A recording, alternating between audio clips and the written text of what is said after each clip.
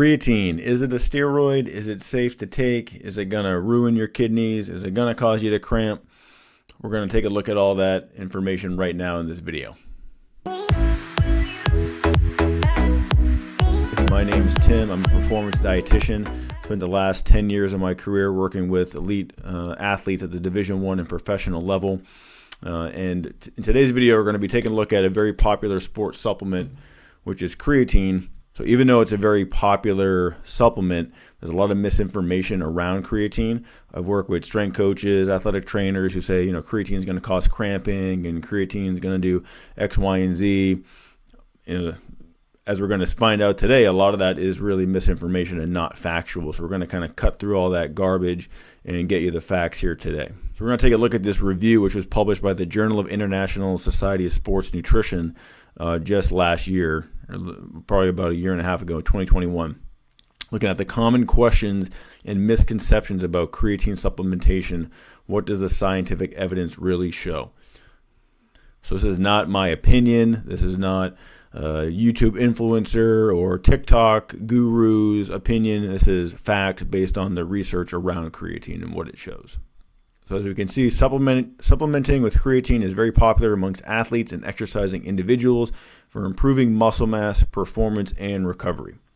So the first misconception is that creatine leads to water retention. So sometimes when an athlete will start creatine, they might gain a little bit of water weight. Sometimes that is due to an increase in water retention. This review says that in summary, while there's some evidence to suggest that creatine supplementation increases water retention over the short term, there are also several other studies suggesting that it does not alter total body water retention. So as a result, the supplementation may not lead to water retention. So it may not.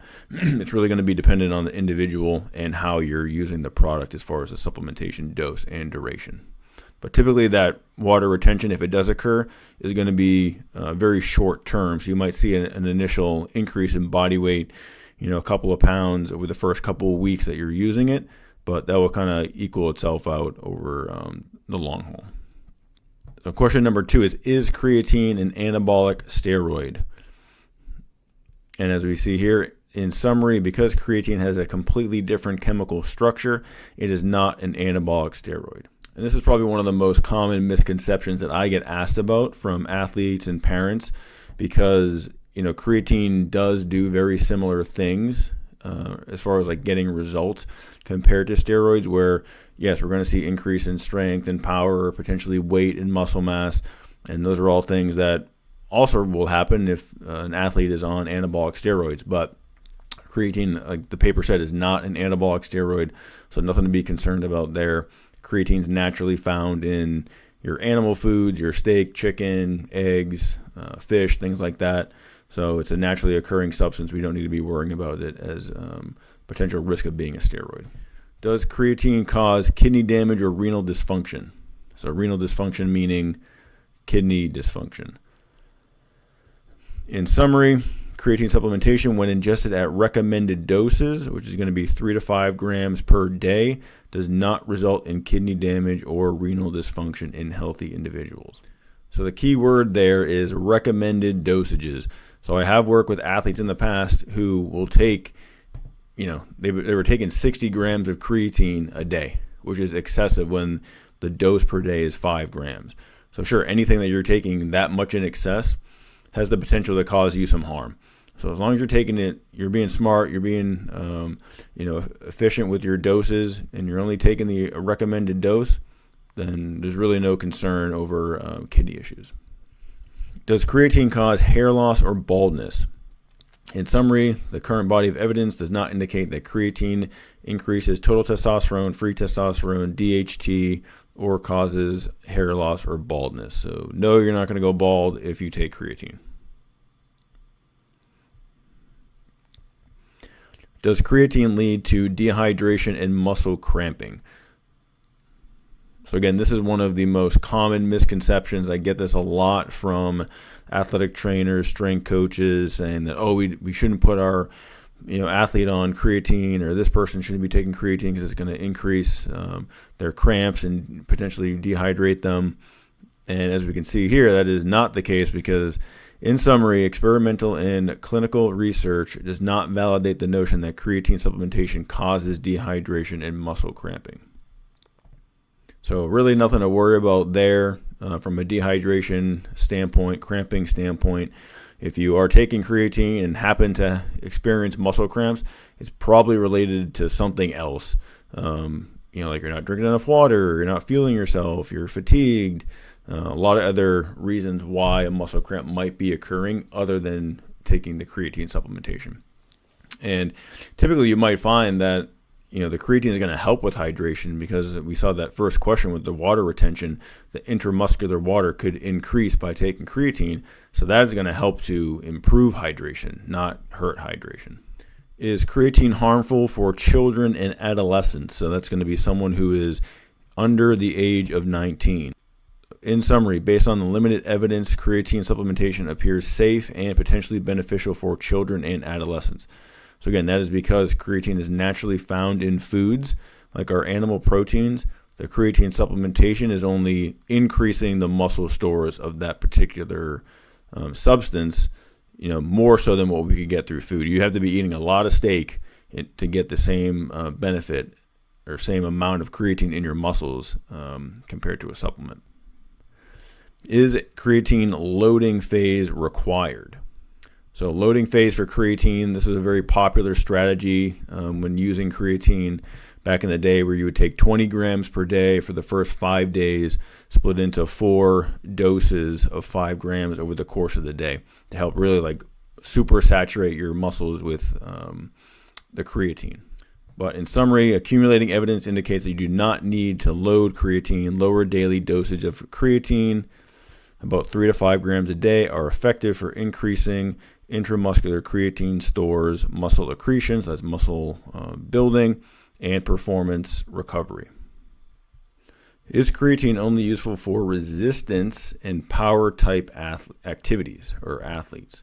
Sounds like your strength and power athletes, your lifters, your football players, athletes who are going to have a lot of muscle mass, or even who engage in high intensity exercise like rowers or sprinters, where you're running at an all out speed for that particular sport.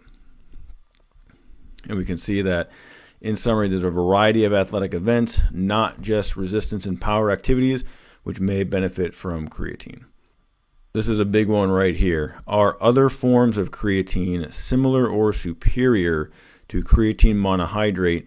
And is creatine stable in solution/beverages? So an example of creatine in a solution would be Bang energy drinks. Has some creatine, it's been in a solution, a liquid, and it's just sitting there for a long period of time.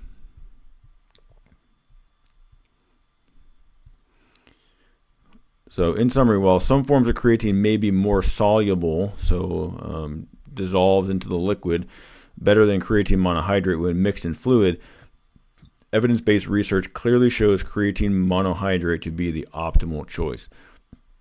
So creatine esters, ethyl esters, all those different types of creatine that are out there are definitely not necessary. Creatine monohydrate is the gold standard. And then to follow up on the solubility in drinks, it says the lack of solubility and stability of creatine in solution, so in a liquid, is the reason why creatine is primarily marketed in a powder form. It says effective doses of creatine have been unsuccessful when in a stable beverage. So that's like your C4 drink. So if you're taking a drink like that to get your creatine in, most of the creatine in that product is probably being degraded, so you're not even really getting the full effective dose. So it's better just to stick with the powder. So hopefully that kind of cuts through a lot of the BS information that's out there around creatine and gives you some more factual evidence to determine whether you want to incorporate creatine or not into your routine. Like the paper said, it's safe for pretty much athletes of all ages. All sports can benefit from it. There's even a lot of research looking at brain health and creatine supplementation. So even more benefits to creatine than your strength and power and muscle gain kind of benefits there. So definitely consider it.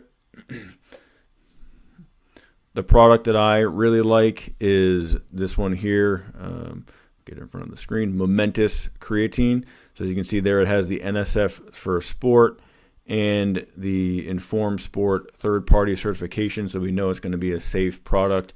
It's dosed at 5 grams per scoop. This one actually comes with the scoop, whereas a lot of creatine products will not give you a 5-gram scoop, so you're forced to measure it on your own. Forget all that headache and just get the one that has the scoop. So you can find this product in the link in the description below, so definitely go check that out. So if you found any of that information beneficial, if you learned something, please leave a like, subscribe so you get notified when we post future videos.